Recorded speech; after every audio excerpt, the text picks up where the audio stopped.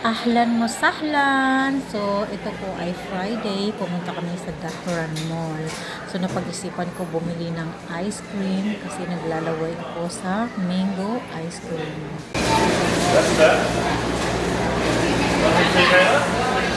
When?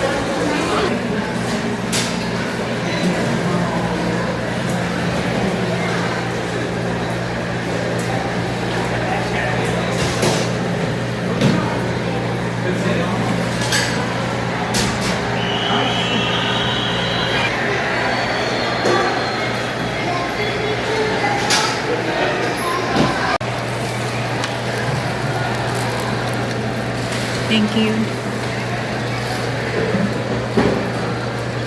Mango flavor. At itong araw din na to ay may football game. Maglalaro yung Egypt, so hindi ko maalala kung sino yung kalaban nila dito, pero nanalo yung Egypt, kaya ang dami-daming Arabong nagsiselebrate nung araw na yan. Mapa-Arabo, mapa-Saudi man, o mapa-Egyptian, basta Arabo, ang dami-dami nagsiselebrate. Lahat ay masaya sa pagkapanalo ng Egypt football. Welcome! Pyramids! Assalamu alaikum!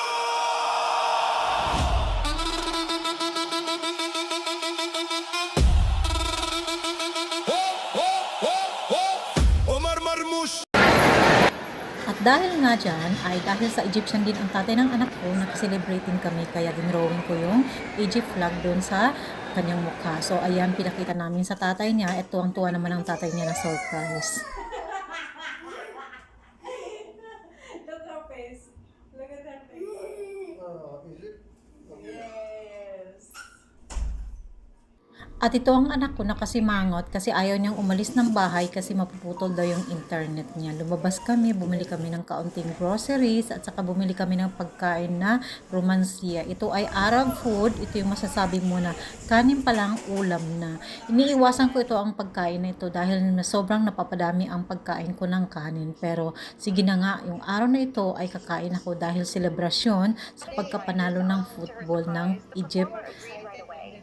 At nung kinagabihan, sabi ng anak ko, sobrang umuuga na daw yung ngipin niya sa taas. So sabi ko, tingnan ko nga, make sure ko muna na para hindi siya masaktan. So ayan, week na nga yan siya. So madali na lang siya matanggal. Kaya ni-ready ko na yung sinulid para talian yung ngipin niya. At ako ay hindi ko kayang hilain yan dahil natatakot ako. So tatay na yung humila ng oras na yan. Pagkatapos kong talian. Visibly relieved, and yet the man didn't even get a single like or subscription for his kindness. Man noticed something unusual on a pigeon's face.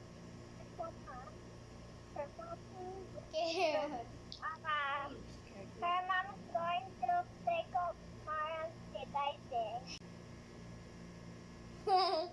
Mama just sit with her. Nung una, excited siya, pero itong oras na ito ay kinakabahan na siya, kaya napapaiyak na siya ng oras na yan. Sabi ko, Mama is here, huwag kang matakot. It's not masakit. Remember the other one before? Why you afraid? It's not masakit. Ready? One. Open your mouth. Open your mouth. One. Kinakabahan na siya niyan, pero tanggal din agad, so kaya tuwang-tuwa na siya niyan. Pagkatapos niyan ay pinamumog ko siya ng malinis na tubig at pinainom ko rin siya ng malamig na tubig para madaling maghilom yung butas ng pinagmulan ng kanyang ngipin.